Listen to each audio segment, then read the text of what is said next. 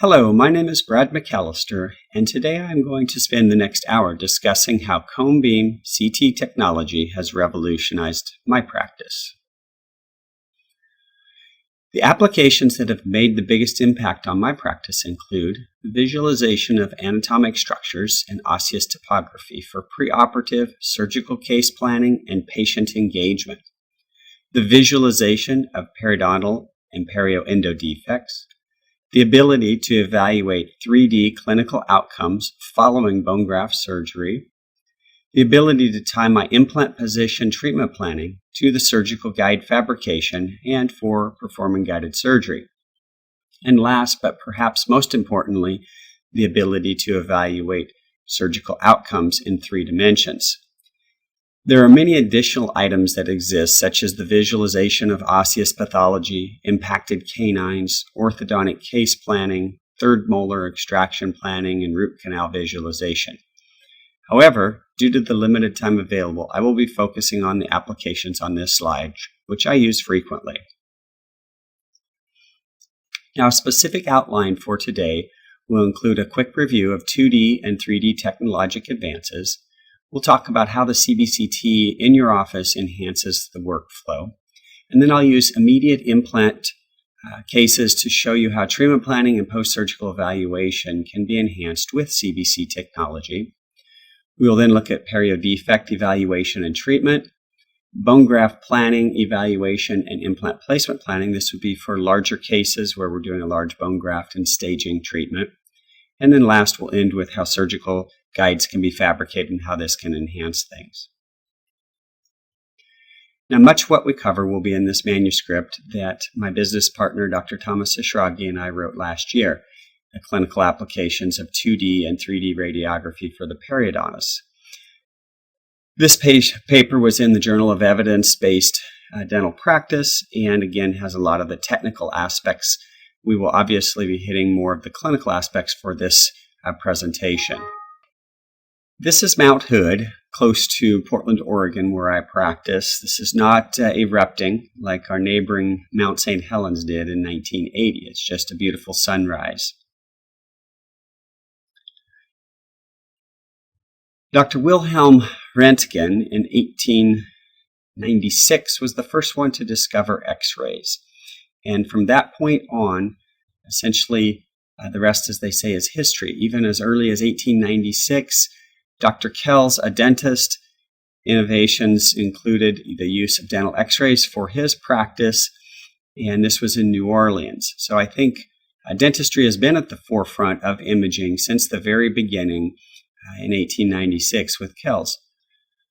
Most recently, Dr. Francis Muyen, he's the one who brought digital radiography to dentistry, took advantage of complementary metal oxide semiconductor, or CMOS, technology, and was able to bring us the chance now to see things on our computer instantaneously through the use of digital radiography. Now, the 2D digital radiography benefits are many. The most important one, I think, at this point is that the resolution is comparable to that of conventional films. We now quite consistently can be up to 20 line pairs per millimeter. The upper right shows how the United States Air Force in 1951 designed a system in terms of determining how many line pairs per millimeter the resolution had. So it's this chart that is utilized when determining what the resolution of a digital radiography example would be. Now, there are wireless models available, such as the one shown in the middle picture. This is the Carestream wireless sensor, which makes it much more like conventional work where you do not have cords and wires around the patient. It makes it a little easier to move around the patient. And then there is a reduction of the effective radiation dose, as I mentioned, with the use of digital radiography sensors. The instantaneous image is probably the biggest help for me because I can take an image in the middle of implant surgery and very quickly make any subtle corrections. So I oftentimes take a film in the middle with one of my early twist drills, and if need be, I can change the direction of the implant, depth of the implant to fine-tune placement in cases where surgical guide may not be utilized. It also eliminates the need for developing chemicals. And you have the ability to enhance the image. You can take measurements and enlarge it on the computer screen, and it's much easier to engage a patient with a very large radiograph showing whatever it is that you're trying to engage the patient with, much better than showing a real small film. It's also easily transferred via email. Now, there are a few digital radiography drawbacks. Probably the most important one is there is a significant startup cost. However, if you consider the costs and you look at it over the course of many years, it ends up being very minimal amounts when you take the cost of film, the cost of chemicals, and of course the time lag that usual conventional films take.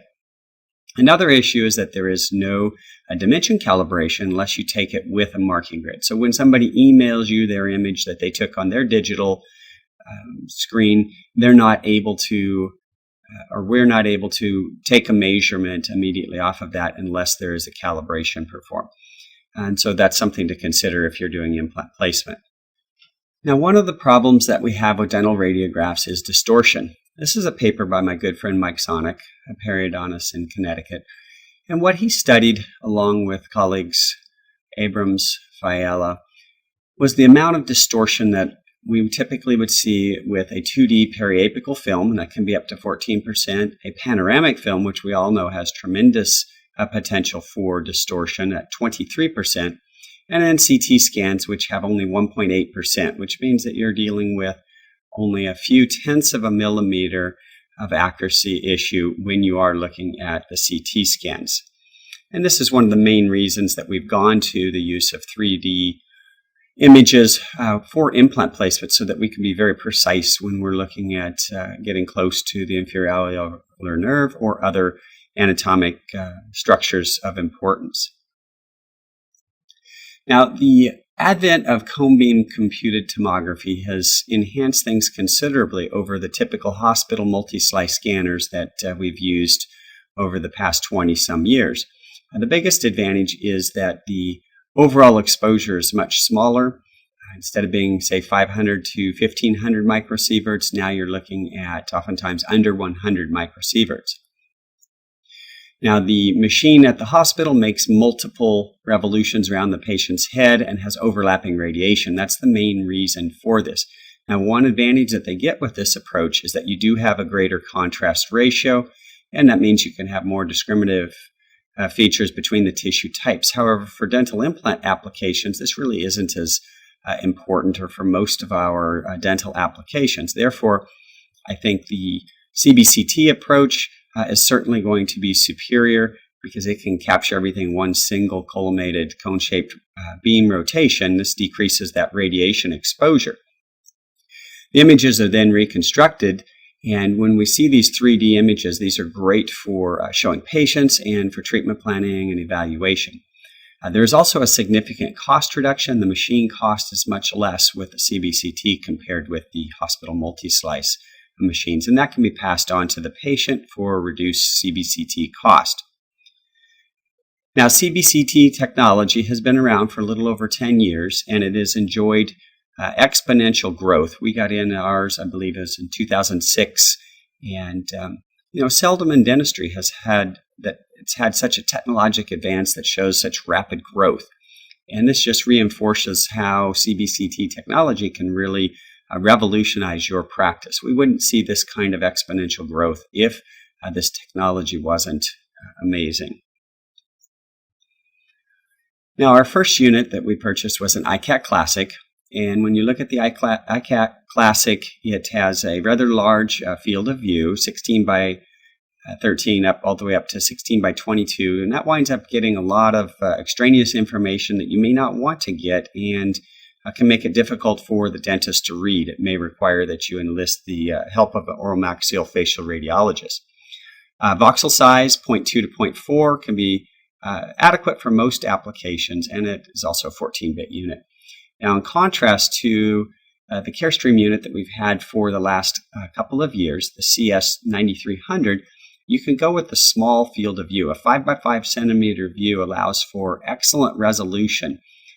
You can also go with the bigger sizes if that's necessary, but certainly a lot of our work tends to be quadrant work, and in those types of situations you can pick up amazing detail as shown by the two pictures above. And when you compare to the one on the left, One of the most impressive parts with the CareStream CBCT unit is that you can get the bone-to-implant contact, which we historically were unable to do with conventional scatter that you would get from the CBCT and the implant.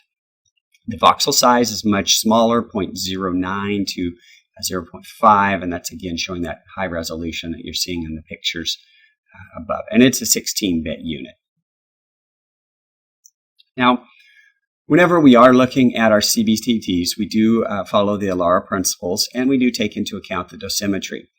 So just to kind of give you some comparison, the CBCT is comparable to what you would see with traditional dental films. And just to kind of give you an idea, a full mouth series is probably on the order of what we see with a CBCT and maybe a few panoramic exposures. Again, we get down to 35 microsieverts with the smaller field of view with our CBCT. So this exposure can be considered as a negligible to minimal risk, and in fact, the American Association of Oral Maxillofacial Radiologists has deemed it the standard of care for implant surgery, indicating that they feel that the risk from the radiation is far less than the risk of traumatic injury from an improperly placed implant.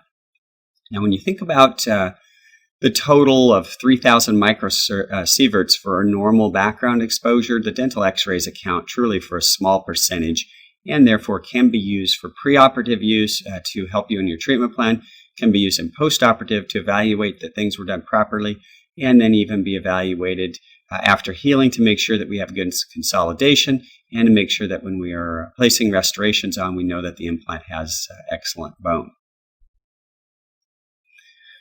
This is a picture of Illumination Rock, which is just off of Mount Hood. We climb it in the summer after the snow's melted. This is following a little hiking and some skiing down on a nice spring day. Now, I mentioned how the CBCT workflow has many advantages. Prior, we used to send the patients out, and then they would have to come back for a secondary treatment plan consultation. And this has now allowed us to finalize the treatment plan at the consult and actually schedule them for surgery and move forward in a rapid fashion. You keep their enthusiasm. You can, of course, have a much more accurate treatment plan. Sometimes historically we would guesstimate on the treatment, or if it's going to be a staged versus a single phase implant surgery. And now you have a much more accurate understanding of both the costs and the treatment timelines. Again, there's a lower radiation dose compared with the hospital CT scan, a lower cost to the patient. And with our machine, the CS9300, we have that flexible field of view, which means lower radiation and maximum resolution for our smaller cases, but still having the flexibility if needed for a larger field of view. As I mentioned before, you can really engage the patients with these. It allows you to show them a 3D rendition or cross-sectional view, and they can see where they're deficient in bone, or they can see their sinuses, and it really helps them understand the case, which equals a higher case acceptance. Another big advantage is the team communication. I think it's just much easier if you have all of the data and you can email over or send CT scans or even communicate directly with your team members, such as the restorative docs, helps in the surgical guide fabrication and treatment planning. This is Smith Rock, one of the places that we rock climb, one of the premier locations for rock climbing in the country, and offers some great climbing opportunities. Now, the CBCT advantage in preoperative case planning is especially accentuated in cases of immediate implants, because it's here where we want to look for the nasopalatine foramen, the maxillary undercut in the anterior area, the buccal plate thickness with the residual teeth. In the posterior, we want to see where exactly that sinus is, how much apical bone do we have to engage to decide if we can even do an immediate. And in the posterior mandible, obviously the big one is the inferior alveolar nerve, if there's sufficient bone to allow us to go ahead and place that implant. So here's a case example that was a referral for a recession defect. And there were a couple of things that were being contended with. There's a maxillary undercut, obviously, and there's some issues with regards to the buccal bone. So again, it was a soft tissue referral, but we took a look at it and decided a CBCT would be appropriate. And in that way, we could get a little better idea of exactly what was causing the recession. So several possibilities for this recession. Could it be just a thin periodontal biotype? What about the buccal bone thickness? Is it missing? What about the implant position? A little bit to the buccal and implant diameter. Clearly it was at 5.0, which makes this a little larger than we typically would like for central incisor, knowing that you're going to have some bone resorption no matter what you do grafting-wise with implants. So this is a image that was taken with our iCat Classic, and even though the resolution is not quite as good, you can certainly see that there is a deficiency in bone on the entire facial surface of the implant. And under a little bit of magnification, you can see that the position is also a little bit to the facial, and this is accentuated with the large implant diameter.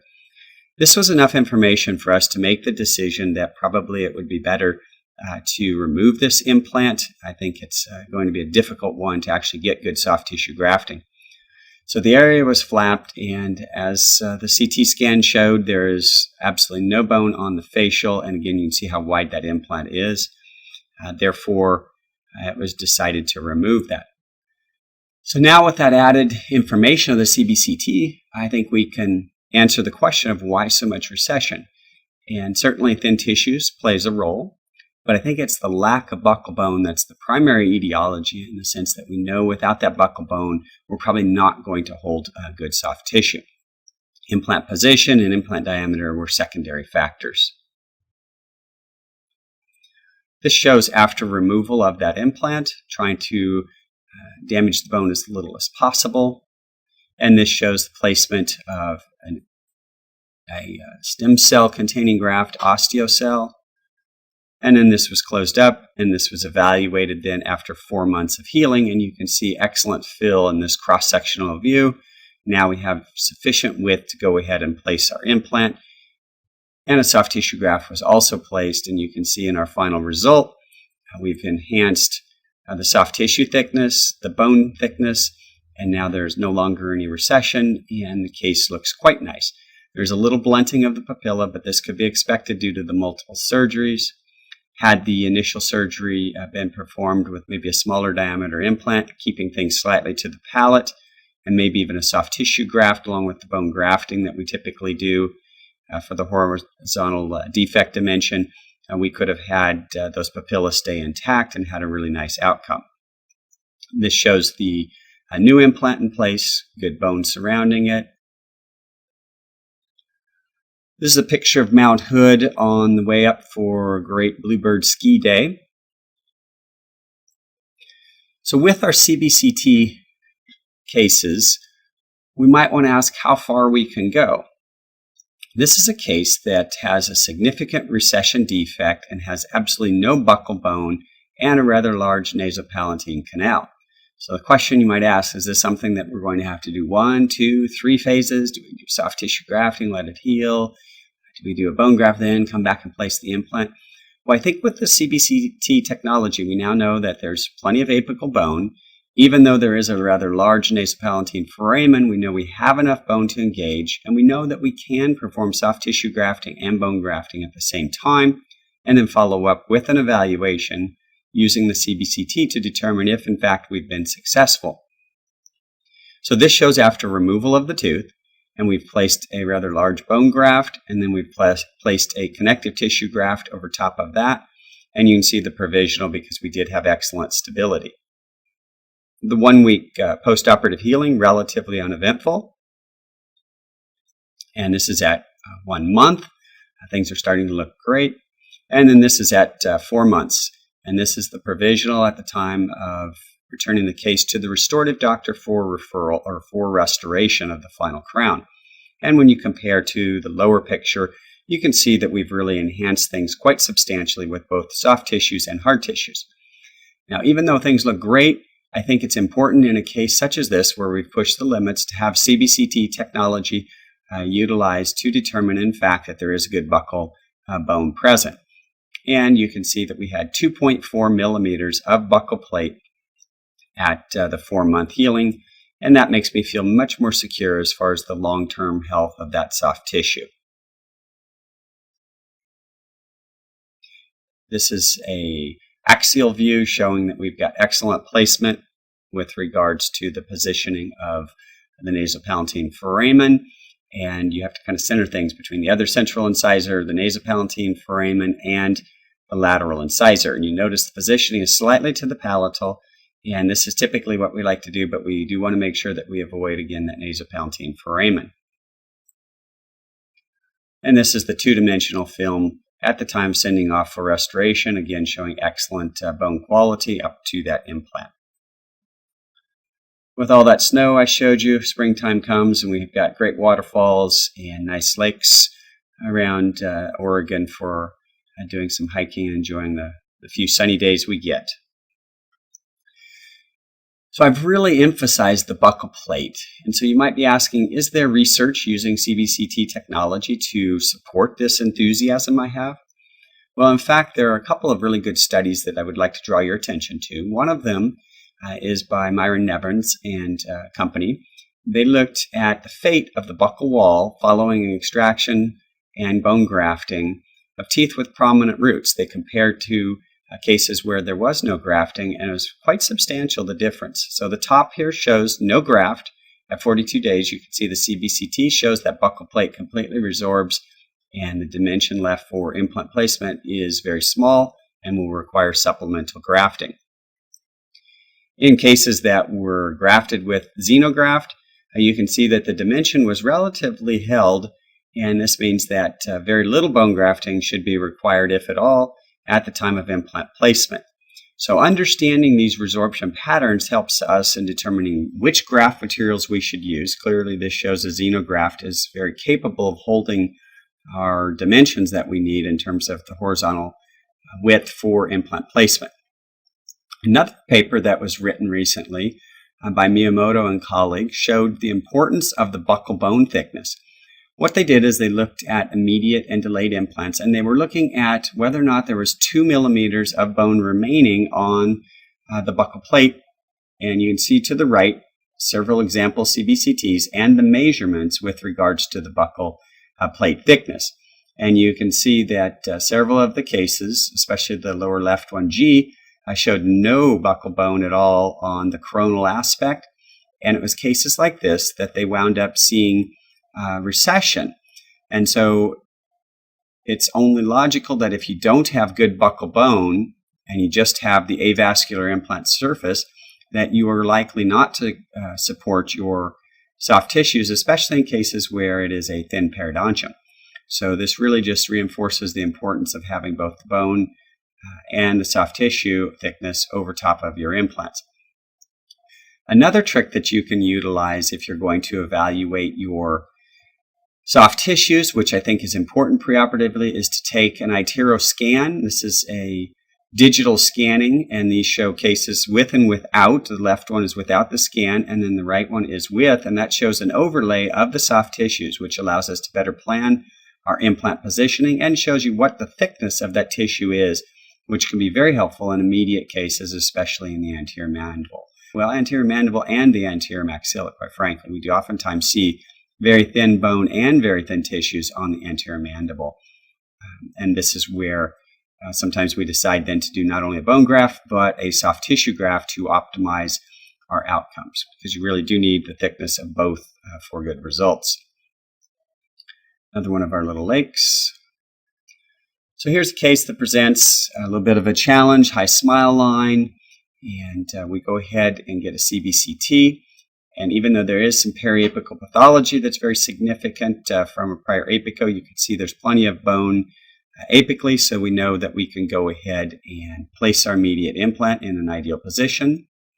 This shows the beautiful 3D rendering. This helps us show the patient the amount of destruction, and this just shows us how important it's going to be to go ahead and lay a flap to get that thoroughly cleaned out and to perform a full bone graft. Obviously, with most of these immediates, if there's adequate buccal bone, we would rather do things in a flapless approach, but this one's going to certainly require us to flap the area. This is an axial view, and the axial view shows the nasopalatine foramen position and shows the destruction on the buccal bone. This shows that little thin isthmus that was kind of at the coronal aspect And you can see there is some buccal plate. This will be great. It's going to help hold our bone graft membrane in place.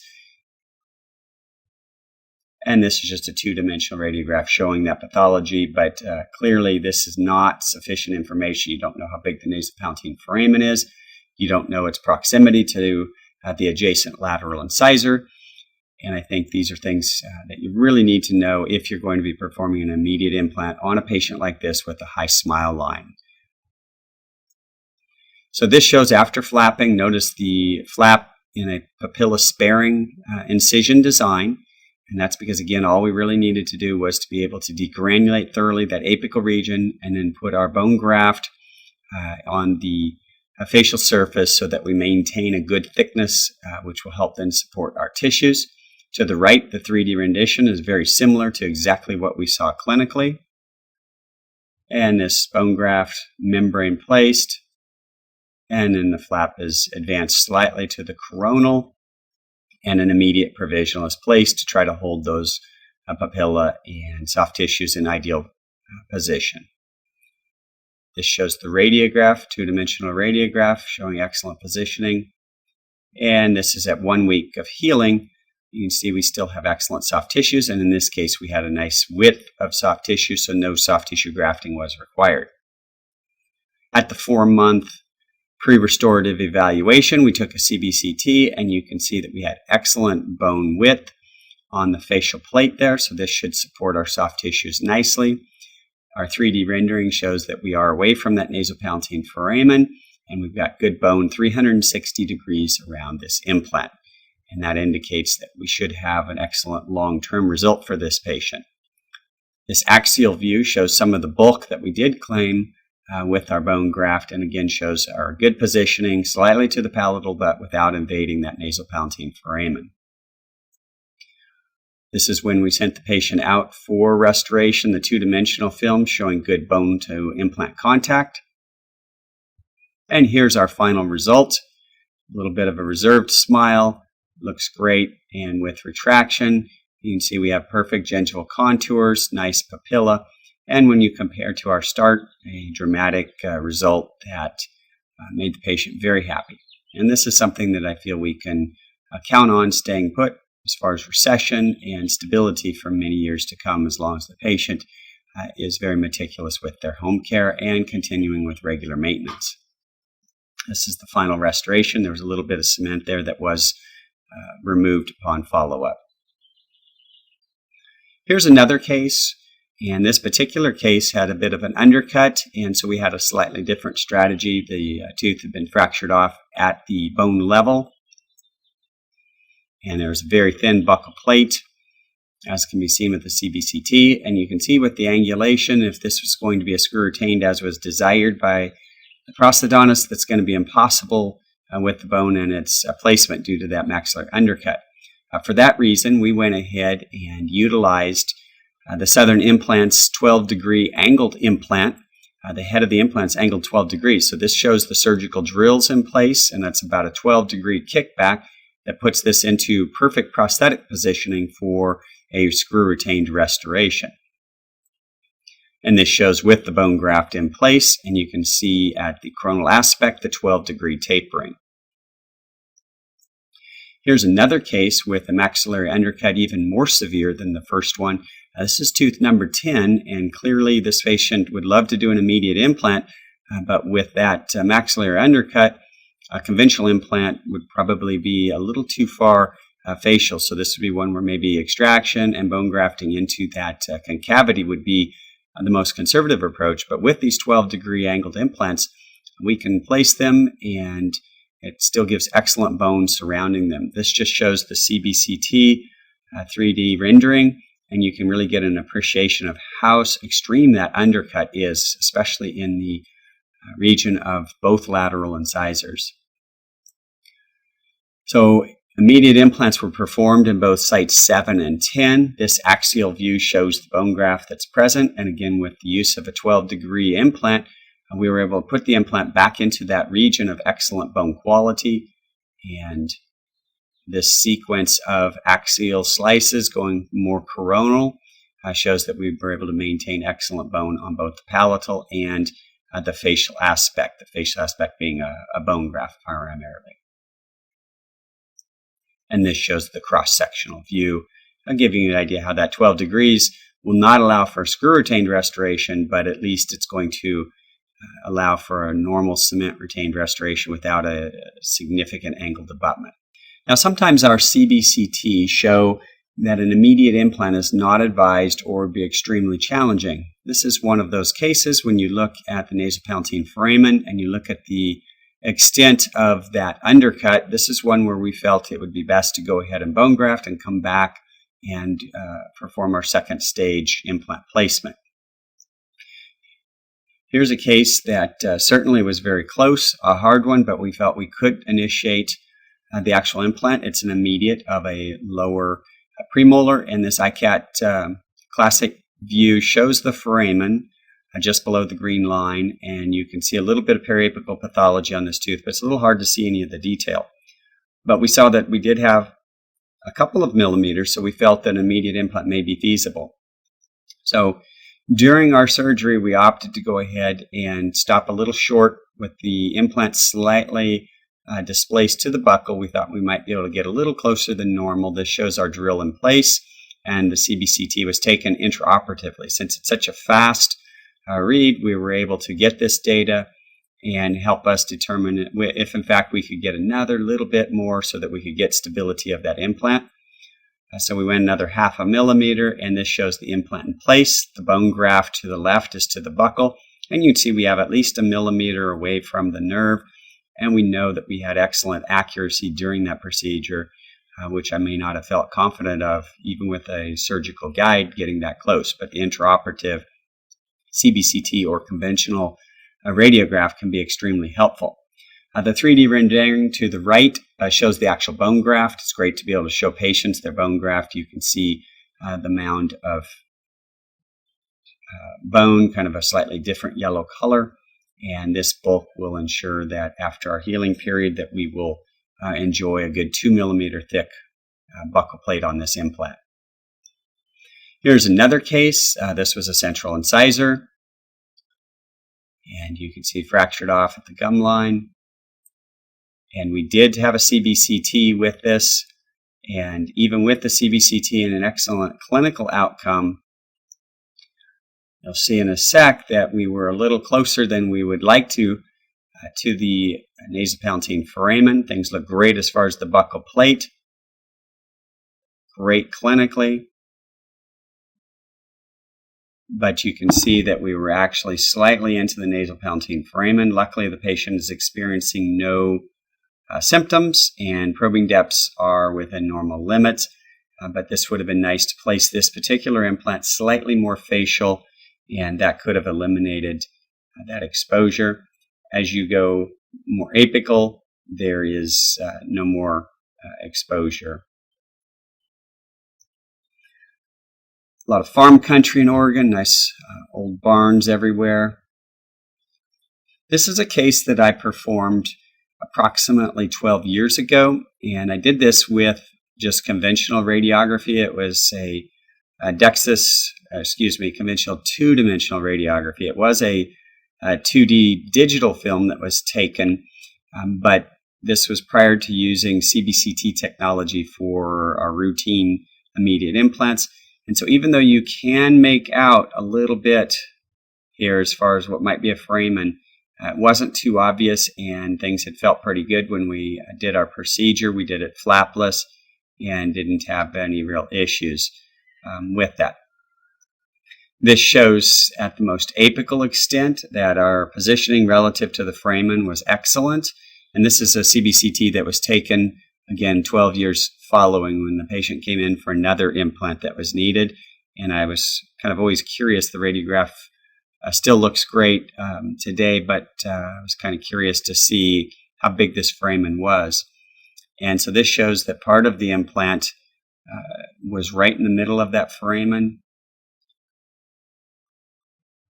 And so you can see that certainly there's good quality bone on the coronal aspect, but there's a large region which doesn't have bone to implant contact. And for this reason, we advised the patient that we could go in and actually degranulate this possible duct cyst, and that way we would be able to put a bone graft in and ensure a little bit more superior bone to implant contact rather than have that nasopalatine foramen there. Now, the nasopalatine duct cyst, obviously it's best if we preoperatively diagnose it rather than 12 years later. And so this is a case that is a normal size, pretty much like we would expect. This would be a relatively easy case. And then here's a case that becomes a little bit more challenging. And this would be one where that duct cyst would probably be removed prior to do your bone graft, obliterate the entire foramen and nasopalatine canal, and then that way you could follow up later with your implant placement. And these are things that you really wouldn't understand or wouldn't know if you weren't using CBCT technology. Here's a pair of adjacent implants. Obviously, some soft tissue issues. Again, this was a case that was referred to me for soft tissue grafting. When you look at the bone in between the implants, it actually looks quite good given how close these implants are. And when you look at both an axial view and a cross-sectional view, you can see that there's very little facial bone, especially on the central incisor. And when we have such a small amount of bone, it means that we're probably unlikely to get any kind of good, consistent soft tissue adhesion to the implant. And it'd be a case where either implant removal or some bone grafting first would be necessary prior to. And we all know that two adjacent implants, this can be very challenging with regards to either bone grafting or soft tissue grafting. So it's much better to initiate proper grafting from the get-go. Another case, this was one where I was an expert witness for, and this was all the diagnostics that the dentist had used was a pano, and obviously we know a lot of distortion. They got a little excited on that posterior implant, and it went right through the nerve, and the patient had some paresthesia on that. A little higher view, it's a bit difficult to see the nerve, and that's probably why he had difficulties, but basically right there appears to be where the nerve is. And so I think it's, again, imperative if you're dealing with the inferior alveolar nerve or sinuses or an anterior immediate implant that you utilize CBCT technology for your treatment planning. What's the bottom line? Well, clearly we get better clinical outcomes by doing this. The use of the CBCT gives us additional diagnostic information that directly influences our clinical decisions. And having this accurate data leads to better treatment planning decisions and more predictable outcomes. Another way to think about it is that we treat three-dimensional patients. They have three-dimensional pathology, and we apply three-dimensional forces, and we provide a three-dimensional restoration. So the question is, why wouldn't we want to use 3D technology for diagnosis and treatment planning? Makes sense. Another one of our mini lakes. So now we're going to shift gears to the diagnosis of periodontal issues, and we're going to focus on looking at periodontal bone defects, the perioendo defects, and facial plate defects or deficiencies. A few examples. The upper left screen shows the 3D rendering of a defect behind the second molar that's likely due to third molar history, and you can see in the panoramic view as well as the axial view below, it really gives you an idea exactly what that dimensional extent is of that defect, and it can tell you exactly what your furcation involvement is or is not.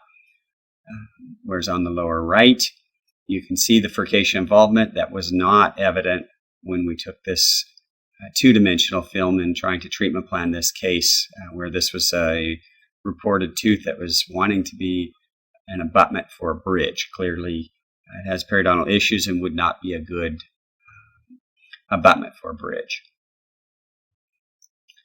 Here's a case that was referred. They had taken out the first molar due to some pain the patient was having, and this was the two-dimensional film that was sent over. And then we took the CBCT, and when you take the CBCT, it's quite evident what's going on. There's a palatal root fracture, and this is what's obviously causing her pain. So we took this tooth out, grafted, came back, and placed 2 implants. Another case, this was the actual digital image that came over. Kind of hard to make heads or tails of this, and that's one of the downsides about emailing if the resolution's a little off. But this particular case had some external root resorption subgingivally. You could feel it with an Explorer, and that was the purpose of the referral for crown lengthening. And since we couldn't quite see the extent of it, we determined it would be best to get a CBCT so that we knew how extensive it was, and that way we could properly determine if crown lengthening was appropriate. This is just one of the many images we obtained. This is an axial image showing dramatic external root resorption on both teeth, even though it's just one that was referred to for. And there were areas where it actually did involve the nerve, and it was down to the furcation level, indicating the hopeless nature of both of these teeth, indicating again that crown lengthening would probably not be the appropriate procedure, and it would have been tough on the patient to have initiated a crown lengthening procedure and midway through the procedure tell them we had to take out the teeth. Much better to give an accurate treatment plan from the beginning. Here's a case with internal root resorption and external root resorption. They've been following it for a little while, and you can see now the lesions into the pulp, and it'd be a great case for an immediate implant. And you can see the implant treatment plan. It's a great way to engage the patient. You can show them how extensive the defect is, and on the right-hand side you can show that 3D rendering, and they can really see the hole in the tooth, which is sort of their way of looking at it. Sometimes they struggle with our radiographs and a two-dimensional understanding, whereas with a 3D version, they can't miss it. They really understand how that tooth is hopeless and needs to be taken out. So now I'd like to go through a few cases of how we use CBCT technology for long-term evaluation of some of our treatment. And this is a furcation treatment, and we were trying to see whether or not we could regenerate bone for the furcal involvement on tooth 31. It has class 2 lingual furcation involvement with a 9mm probing depth. With any of these periodontal type cases, we go through a little prognosis consideration list, and we want to take all of these things into account, and this will help us determine whether or not it's appropriate to try to save the tooth, or whether there'd be another procedure such as extraction and implant or extraction and bridge placement. So we went down this list with this particular patient, and this was a very healthy patient. The only real issues were the deep pocket depth, furcation involvement, but it was such extensive furcation involvement that most people probably would have opted for extraction, at least the surgical people, due to the lack of predictability of treating our furcations. Unfortunately, the patient desired to keep it, and therefore we were going to have a bit of a challenge on our hand. Obviously, the patient accepts the responsibility for a tough case like this, but nonetheless, we all want successes, and an implant would have been more of a slam dunk in this procedure. But again, the patient was very healthy, and we decided to initiate treatment of this defect. This shows the extensive bone loss on the lingual. Again, there was a 9mm probe depth with our neighbor's probe, very deep class 2 furcation. And so the first and most important thing is to go ahead and completely degranulate that defect.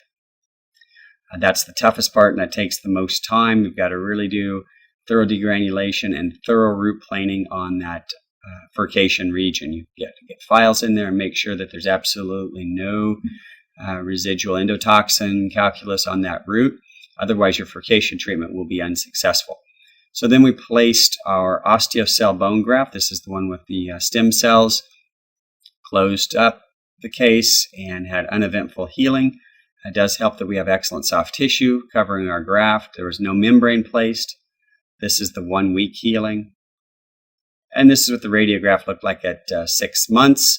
And on the left, it looks two-dimensionally like there's complete furcation closure compared with, on the right side, the original radiograph showing the bone loss in the furcation region. So then it was decided to, after 3 years of healing, kind of validate our furcation healing. And this is the CBCT, an axial view, showing excellent healing throughout the furcation region and on the lingual.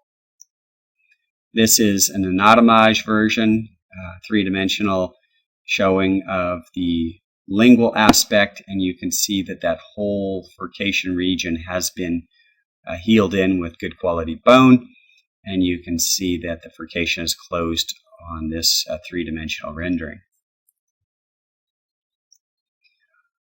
Another axial view just as you get into the furcation. Right here is the beginning of the furcation. You can see that we've got excellent bone filling this whole region. That was no bone at the time of surgery, and this shows that whole region that was filled in on both mesial and the buccal roots. And again, this is 3 months out, while the ideal validation of a bone grafting technique is human histology. With a great result like this, we obviously wouldn't be taking out the tooth to show a full regeneration. So a CBCT is going to show us exactly what is present as far as that bone healing. Here's another very challenging case. A very limited amount of angular bone loss, but it's between the teeth numbers 9 and 10. Again, a 9 millimeter probing depth. Fortunately, the patient has low aesthetic demands. She does have some occlusal issues, and she is a smoker. So again, we want to go down our little prognosis list. And when you go down this list, pretty much everything has to be taken into consideration, making this a very difficult case. We reviewed with the patient all of the different options that were available, including extraction and implants with a cantilever, 2 implants. And the patient chose to try to initiate bone grafting and do what we could to decrease the deep probings and keep the teeth as long as possible. This shows the initial presentation, a very plump, swollen papilla. No initial therapy was performed. We wanted maximal vascularity of that papilla.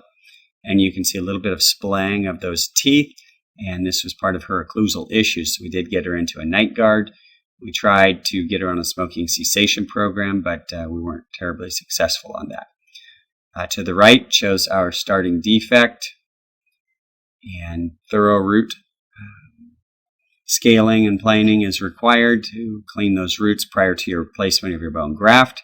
This again shows the cellular allograft osteocell with the stem cells in place, and you can see the bone graft in place, and then the lower view shows suspensory sutures were utilized to try and hold that papilla as coronal as possible.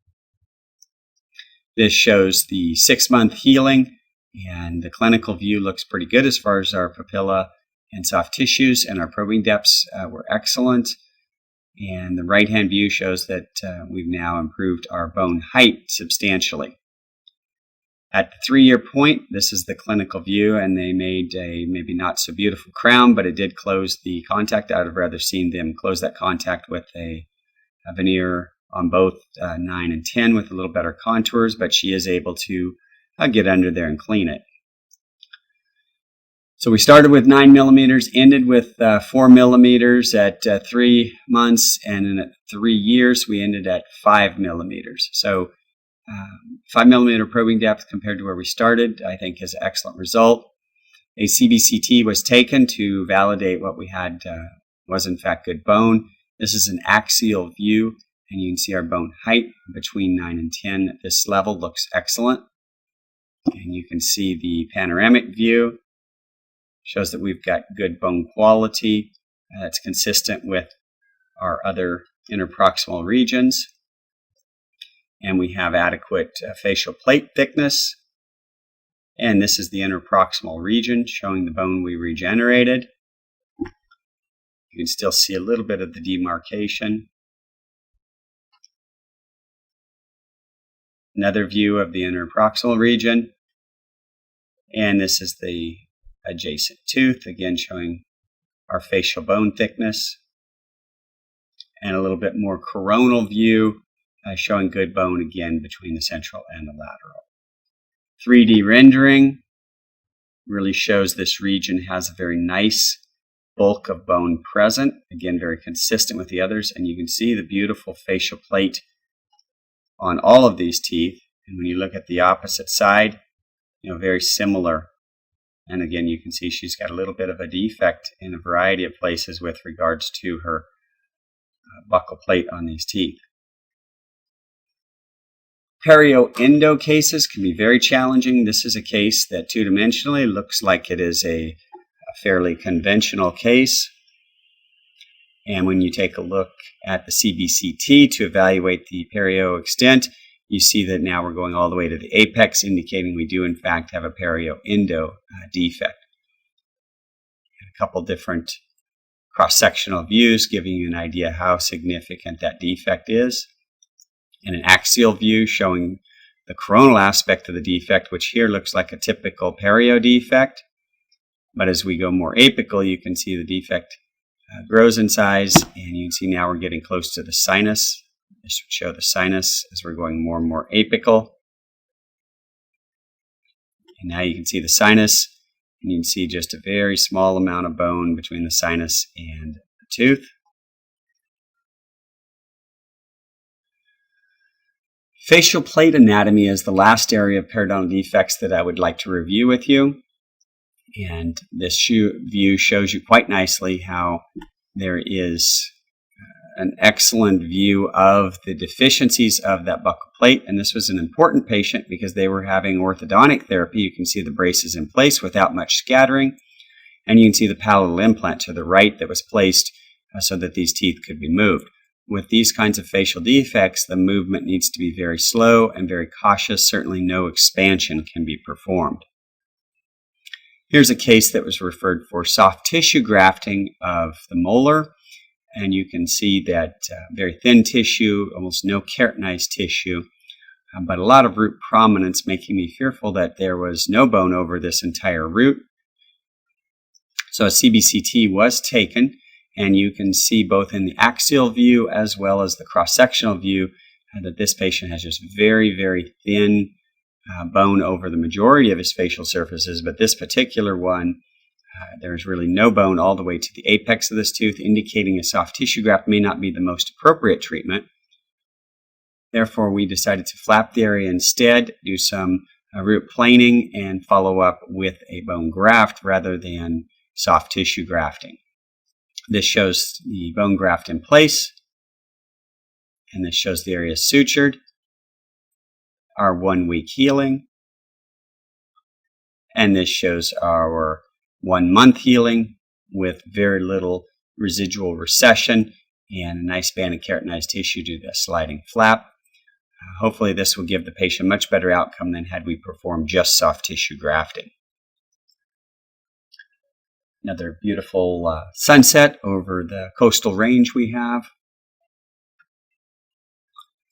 So what about staged bone grafting cases? Well, we can look at the planning, we can look at post-surgery, and we look at long-term post-operative evaluations. This is an ICAT classic view of a case where the patient has very little bone in the premaxilla. You can see that it's a monocortical case, indicating that block grafting would probably not be appropriate. You really need a cellular graft from either the hip, tibia, or one of the allogeneic stem cells. Products that could work quite nicely, and that's what we chose in this one. You can see the full thickness flap showing a very narrow ridge. This shows the bone graft in place and a collagen membrane.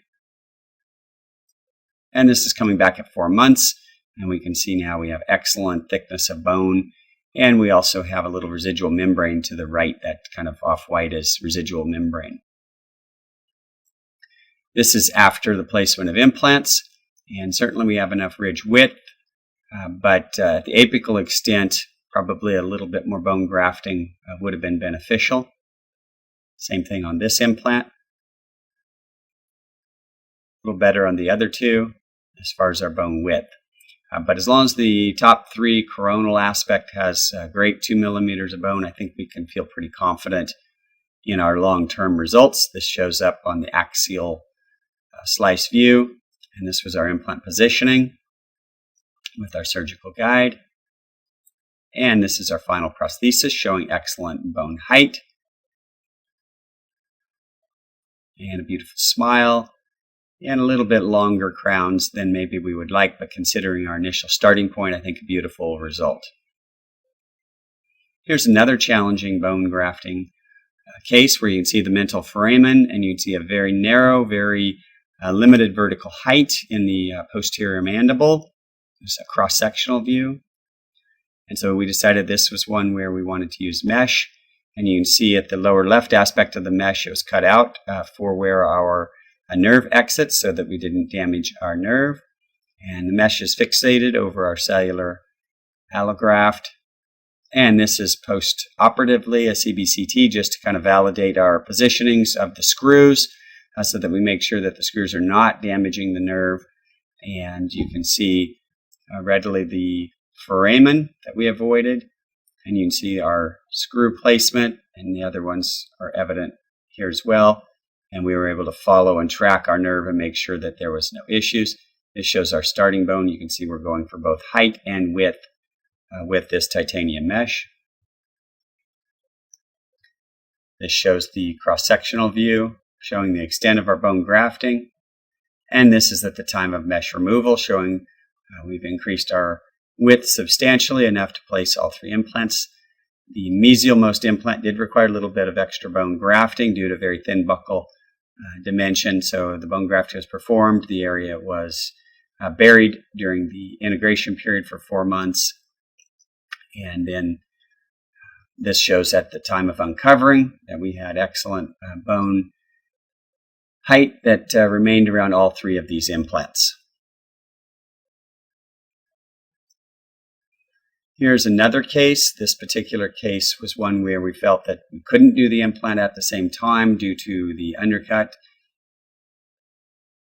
The 3-dimensional rendering showing this and the periapical destruction.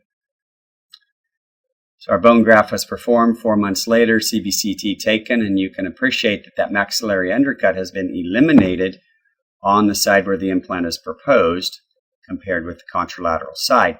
And this will allow us to put our implant in proper positioning without any issues. An axial view as we go more coronal, showing we have adequate width and showing our nasopalatine foramen is of normal size. Cross-sectional view shows that we've now got almost 9 millimeters of width, which is plenty for our implant. We did, however, flap this with a papilla-sparing incision because one of the things with our cellular grafts is that they have a tendency for resorption, and if you go and leave less than 2 millimeters of buccal plate, you could have resorption. It's very immature bone, and almost all the implant was going to be placed in that new bone. And therefore, a contour graft, xenograft, was placed. Even though the implant was entirely within bone, this contour graft will help preserve that buccal plate dimension long term. And this shows the implant in place.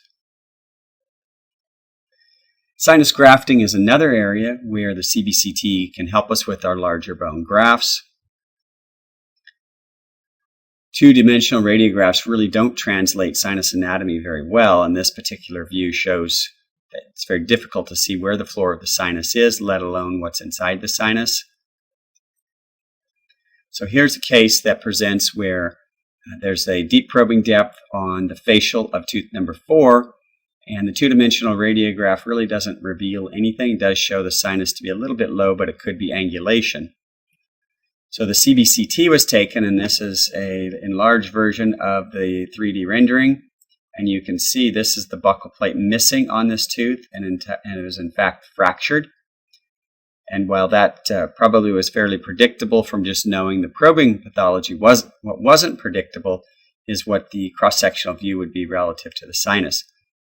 A lot of times with premolars, we'll go ahead with an immediate implant. Clearly, in this case, immediate implant would not be feasible, nor would an implant later if you just bone graft the socket. So it was crucial that we had this data, and what it allowed us to do is to place our sinus graft right through the socket at the time of extraction. So it was a very simple, small surgery. This shows the bone graft in place.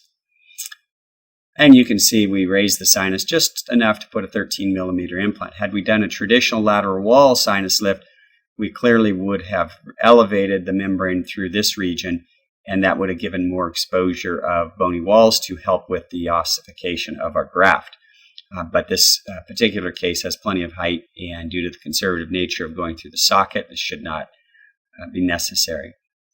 Cross-sectional view showing we've got some great width for our implant, and we've got the height in this panoramic view. So with our lateral wall approaches, it's really important to make sure that there is no preoperative pathology. And so that's part of why we take our CBCT prior to. It also gives us an idea of the anatomy. If there's any vessels running through our proposed lateral window, that could indicate a bleeding problem. So sinus pathology, bleeding, septa, all of these are critical. Here's a case with a nice septa in place, and this is one where we proposed a sinus graft, and knowing where that septa was, the thickness of the lateral wall was very helpful. This is a ICAT Classic CBCT scan, and this shows the bone graft day of. We take one at the day of to make sure that our bone graft is contained. Even when we are pretty confident we had no tears in the membrane, it helps us make sure that we have good graft containment. Can't always see perfectly. And this shows the 6-month consolidation of that bone graft. Now, this is one of our cases that was in a multi-center study where we were evaluating PDGF plus BioOS, and all of us submitted our examples. And so the reason I include it is I will give at least one of my cases the histology on the left, and you can see the new bone in the BioOS, which was consistent with the CBCT. In other words, the density that's shown in the CBCT was consistent with the histology, and it was also consistent with the micro-CT, a scan that was in the far right, where you could see the BioOS particles in white, and the red is the new bone, which have a slightly different radio opacity. So very neat to be able to show the validity of the CBCT technology in this particular paper showing our bone grafting with PDGF. I mentioned the incidence of pathology in the sinus. If you see scans such as this would be indicating the need to refer to an ENT prior to initiation of any of your bone grafting procedures. Another one of our nice barns. So I would like to close out the lecture by chatting with you a little bit about why we use guided surgery for our complex cases. What's important is that we take this translation to the mouth of our improved diagnostic information, and this will yield better surgical and restorative outcomes. Now, the CBCT data without an intraoral reference is less useful, hence the need for CBCT-generated surgical guides. In other words, just looking at the image is only part of the situation, which I hope you could tell by some of the cases that I've already shown. So if you plan on the CBCT, you need to generate the actual guide through that data so that it translates to the mouth. And that's something that we've been doing now for several years with great success. There are several advantages with this approach. Obviously, it's great for the surgical and restorative communication. The challenges can be addressed before surgery. Sometimes bone grafting can't get it in perfect position. And as long as everybody's on board, then you're going to have an excellent outcome and a predictable outcome. We always want to make things prosthetically driven whenever possible. This allows us to reduce the surgical chair time and the invasiveness. Sometimes we can go flapless if there's adequate keratinized tissue. We can also even perform provisionals and fabricate them prior to surgery when we know exactly where that implant's going to be placed. This shows the guided surgery workflow. The top is sort of the clinical procedures. The lower part is the laboratory phase of things. From model fabrication to scan appliance fabrication, then the CT scan, then the diagnostics and the surgical template fabrication, and then obviously the final surgery.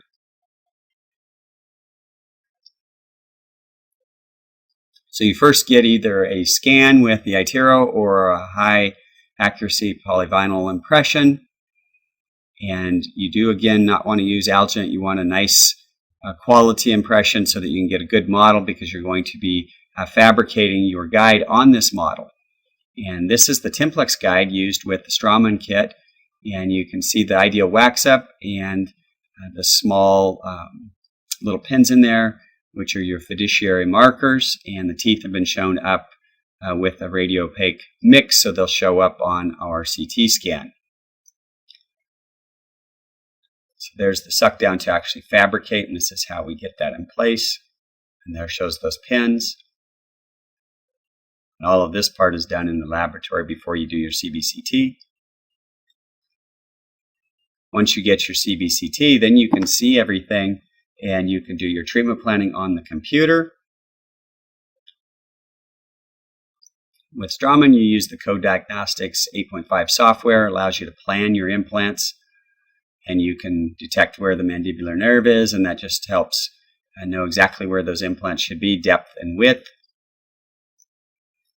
The Goniax pin detection, again, is how all of this data is translated back and forth between the CBCT and your surgical guide. These fiduciary markers are what translates that data back and forth. You then pick out the appropriate implant width and height that you would like, and you put that into the program, and you look at all of your anatomy and make a decision if everything is in ideal position. You're going to want to look at both cross-sectional views as well as the axial and panoramic views. And all of these views you can see help you determine exactly what the ideal placement of the implant should be. Under a little bit higher view, you can really appreciate how accurate you can be with regards to the nerve and buccal plate width.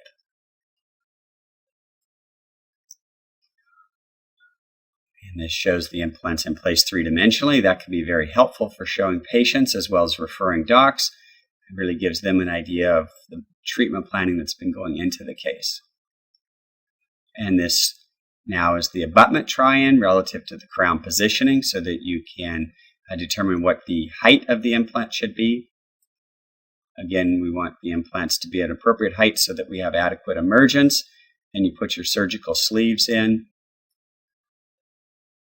And this is the 3D model without an iTero scan like I showed earlier. This is with the iTero scan, and this is critical so that you know the soft tissue so you don't have any metal showing and that you again have proper emergence. Sometimes we have to place the implants much deeper to get the proper emergence for aesthetic reasons. This is the guided surgery kit, and this just shows using the actual guide, and these are tooth-borne guides. It's not necessary to always use tooth-borne guides. You can do bone-level surgical guides. This shows a case where we knew we had bone grafting to perform. You can see on the buccal plate the dehiscence defect that was going to be present on this implant and the fenestration on this one, as well as the dehiscence, to place these in ideal position.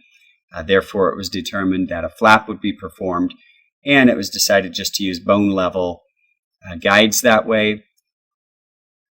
And this shows the sleeves, and this shows the irrigation hole, and this shows the implants in position, and notice how they look very similar to what was shown on our treatment plan.